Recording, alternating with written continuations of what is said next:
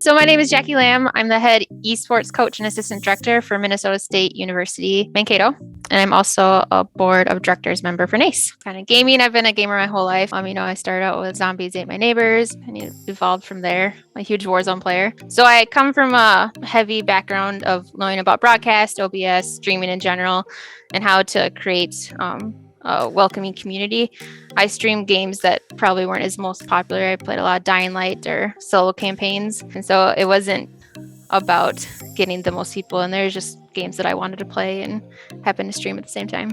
Esports in general, I had a class while taking my master's degree that wanted me to create a research project. And I wanted to involve gaming somehow. And I started creating high school and college leagues for that project, and it just kind of spiraled from there, and I dedicated my whole master's to researching collegiate esports in high school, and it just grew from that.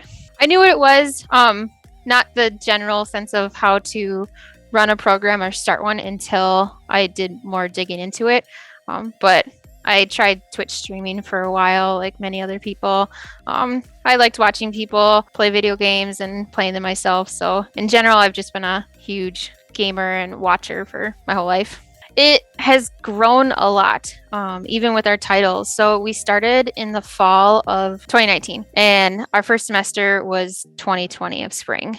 And we only had 4 titles back then, and we had around 17 varsity players. And through our marketing department and letting the students know on campus, we have a little bit larger campus that we had a varsity esports program. It kind of bloomed from there, and we spiraled in the summer to incorporate about 10 titles for this past fall, and it continued to grow. So we're up to about 60 varsity players right now. And for the spring, I think we have like 5 titles. Those kind of fluctuate depending on if students graduate in the fall or if they're eligible. Well, it's kind of been my baby. I helped consult with the program before on how to grow an esports program and how to create one. And so I really got to make all of the bigger decisions when it came to creating the program with the help of advisors and the students. But then since then, just recruiting students, working with our marketing department, which I have to give a huge shout out for. They're a huge reason why we're able to have as many students is because they market so well. I personally don't do a lot of it, and I think that every school should have their own marketing department. But then getting involved in all the leagues that they're out to offer, along with NACE, I think that being part of the leadership is really important. I started with the EEC, and then I grew into the board member, which I was very thankful that I got voted into. If you're a student or a player, toxicity is huge, and that you need to watch what you say on your social media during games. Doing inappropriate emotes can get you banned from a program, and I've seen it happen. So just making sure that you're aware of your surroundings and how you're interacting with people and trying to stay positive. It changes every semester as we grow. So I know some people use rubrics to house how they recruit. We haven't had to do too much recruiting because we did most of our recruiting through students on campus that we found, and then transfer students. This next summer is going to be our biggest recruiting phase because we have grown so much that students are actually looking to us to come to our school to come play for us. So we will host tryouts in our summer based off of people applying for our general interest form, which I think is also really important that people have on a website. I look for different things than our coaches. So me personally, I look that they want to come to our school. That's the number one thing, is that they're here to get a degree in education. So making sure that their education outlook aligns with what we can offer for our students. And then I look at their communication, how they're communicating with the teams. Are they a solo player? Are they a team player?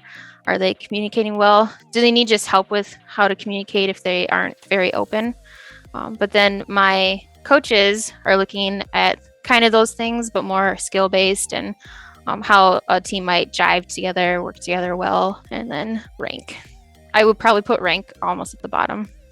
I would reach out to the school via email or Twitter. Definitely keep their Twitter DMs open.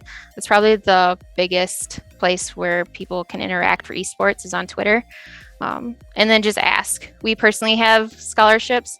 Our scholarship phase just ended though for it just closed on the 28th. So making sure that they reach out ahead of time on if they're going to be available to apply for any type of scholarship. But it's also really important to vet how much the school costs per year versus how much that scholarship is going to be. So our school personally has a very low cost of attendance. And even if you're out of state, you can apply for a scholarship to get in-state tuition, which makes it even lower. And then if you were to get a scholarship for any academic reasons or an esports scholarship through us, you could be potentially paying way less compared to, say, a $10,000 scholarship when it's a $50,000 a year school. A NACE season, we won our first national title through NACE, actually, a Madden in the spring last year. And that was just kind of boosted our own confidence that we have something good here and that we had a player who wanted to participate, and by being able to provide him the opportunity through the NACE League and then winning national competition, that was really rewarding for us. Oh, well, it's almost over. Playoffs are starting. We are hoping to get our COD team back into the playoffs. So we have 2 really heavy hitting COD teams, and just being able to participate and see where the leagues or the players and all of the schools are headed. From a Minnesota side, if anyone is interested in coming to play for us, they can head over to esports.mnsu.edu and check out our website.